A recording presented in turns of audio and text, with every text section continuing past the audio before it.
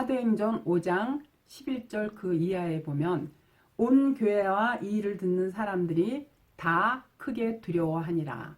사람들의 손으로 민간의 표적과 기사가 많이 되게 하며 믿는 사람이 다 마음을 같이하여 솔로몬 행각에 모이고 그 나머지는 감히 그들과 상종하는 사람이 없으나 백성이 칭송하더라. 믿고 주께로 나오는 자가 더 많으니 남녀의 큰 무리더라. 여기 보면요, 초대교회 때 그 사도들한테 엄청난 기적이 일어났어요. 많은 사람들이 두려워했어요. 그래서 그러한 기적들을 보고 매일매일 교회에서 모이는데, 근데 그 모임에 상종하지 않는 이들이 있어요. 그들은 이제 멀리 감치서 이렇게 바람만 보고 있다고 이렇게 나와 있어요. 교회는 표적과 이사를 통해서 하나님 앞으로 돌아온다. 그런데 그 기적을 보고 여전히 상종하지 않는 이들이 있다. 이렇게 일부러 누가가 그렇게 표현해 놓은 거는요, 누가는 역사가예요. 아주 역사를 냉철하게 분별하고 판단하고 정확하게 기록하는 사람이 바로 누가예요.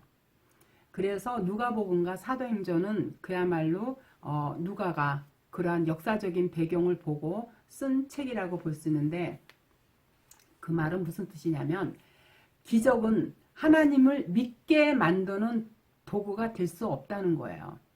그러나 그 기적을 그때 당시 왜 보여줬느냐, 하나님의 백성들을 두렵게 해가지고 하나님께로 더 집중하게 만드는 힘이 있었던 거예요. 그러니까 기적을 전도의 도구로 쓰겠다, 이런 생각을 함부로 하면 안 돼요. 그렇지 않아도 몇 달 전에 모 교회 지방에 목회를 하는 목사님 3분이 오셔가지고 그 중에 이제 한 분이 자기한테 뭐 이렇게 병을 치료하는 능력이 있다고 이렇게 얘기를 하길래 제가 한마디 했어요. 절대 그런 거 가지고는 하나님을 믿지 않는다. 그분은 하나님을 믿게 하기 위해서 그런 행위를 비디오를 다 찍어서 외국에 가서요, 다 찍어가지고 왔다고 자랑을 하길래 제가 한마디 했죠. 절대 기적을 보고 사람은 돌아오지 않는다.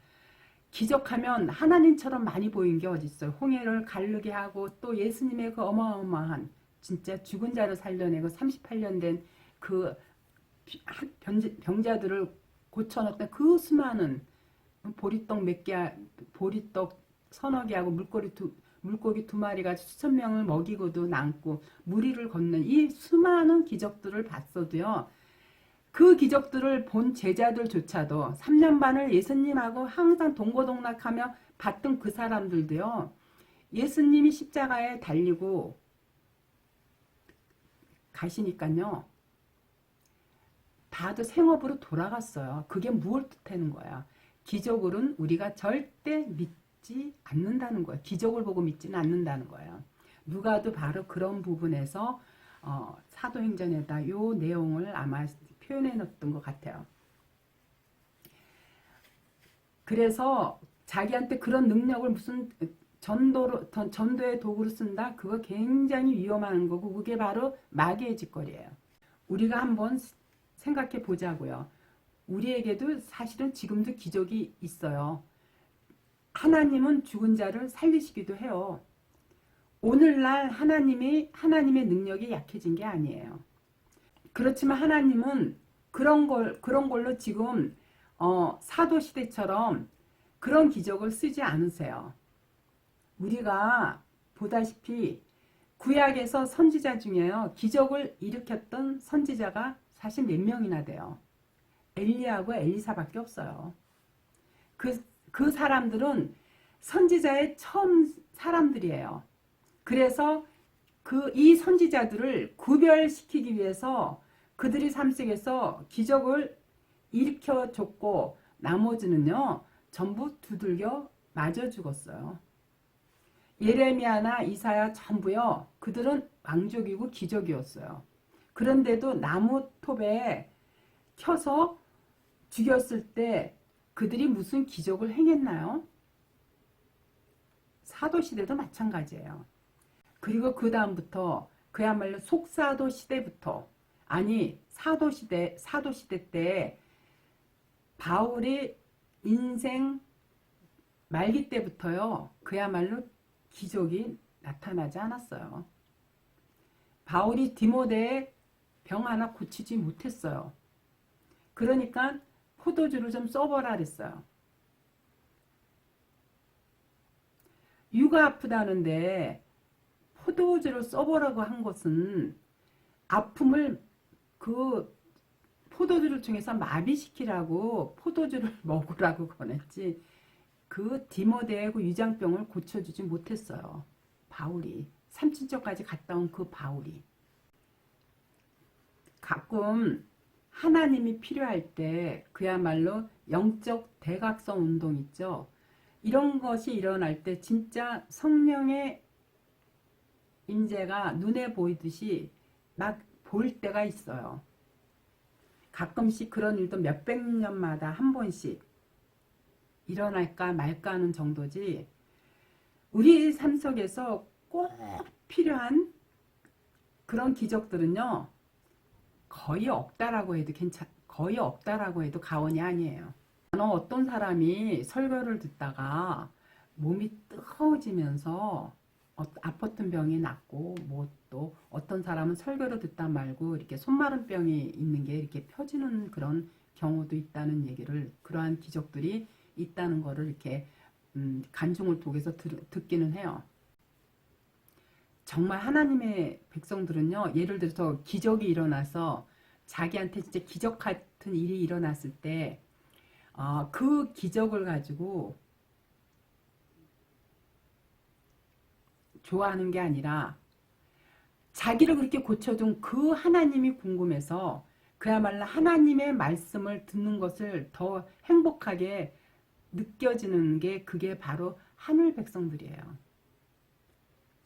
그러니까 그런 기적이 일어난 걸 봤는데 그 사람이 기적이 일어난 거에 대해서 뭐 자랑을 하는 게 아니라 오히려 그걸 통해서 자기를 낫게 해준 그 하나님이 너무 궁금하니까 더 열심히 성경을 사모하고 하나님을 사모하는 그러한 모습들을 보면서 주위 사람들이 그런 기적이 일어나도 그 사람이 기적에 대해서 무덤덤하니까 그야말로 무석해지는 거야.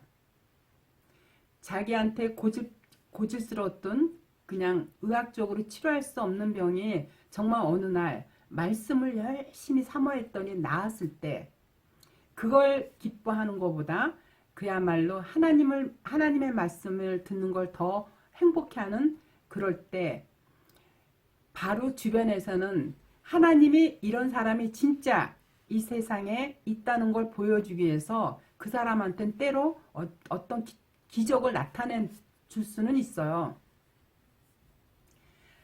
이런 사람들이 진짜 이 세상에 있다는 걸 보여주기 위해서도 기적을 나타낼 수가 있는데, 그러나 그걸 가지고 자랑하고 그걸로 사람들을 전도하겠다고 그런 생각은 아예 없어야 돼요.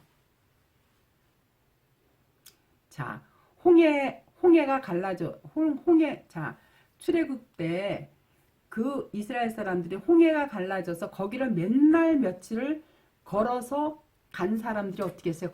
건너자마자 금붙이 다 띄어가지고 뭘 만들었어요? 금송아지 만들었잖아요.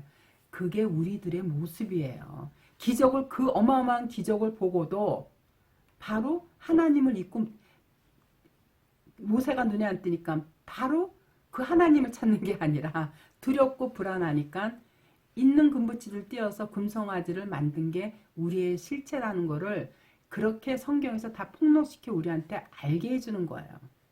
근데 그런 표적에 강분하느냐고요. 그런 표적과 이적, 그들이 진짜 일으키는 건데 다 사기고 쏘예요. 거기에 왜 강분하느냐고요. 그런 걸 보여주는 그런 교회들이 커요. 거기에 수천 명의 사람들이 몰려드는 거예요. 때론 하나님이 뭐 초대교회 때나 지금도 간혹 우리한테 우리가 상상할 수 없는 기적을 보여주실 땐 있어요. 그렇지만 그 기적과 표적과 이적은 하나님에 대한 그런 경외심과 두려움을 더 크게 해가지고 하나님께 포커스를 맞추고 그분의 능력과 그분이 그 능력의 하나님이 그야말로 내 아버지라는 것으로 기쁘게 만드는 거지, 그 기적으로 감격하는 것은요 오히려 마귀가 하는 짓이에요. 하나님보다 기적이 더 좋게 만들어버리는, 그게 이제 오늘날 기복주의로 흐르고 있는 부분인 거예요. 우리는요 하나님을 두려워해야 돼요. 그 종말이 언제 닥칠지 모르는데 마지막 때를 두려워해야 돼요. 이 땅에 그야말로 전 세계적으로 연병이 돌고 있음에도 코로나가 점점 하나님을 두려워하지 않고요, 종말을 두려워하지 않고 지옥을 두려워하지 않고 있어요. 왜? 하나님의 말씀을 사모하지 않는 그 자체가 바로 그런 증거거든요.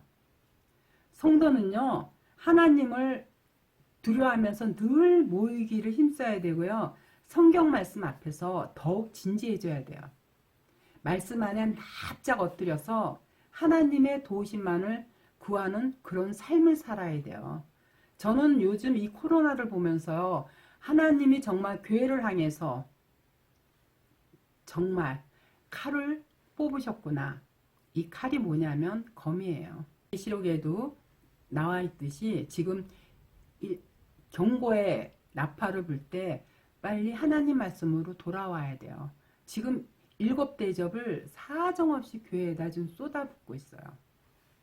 그래서 우리는 이 코로나를 통해서도 이게 하나님의 심판이구나 라는 걸 깨닫고요, 말씀 안으로 회개해서 돌아오셔야 돼요. 그게 성도가 살 길이에요.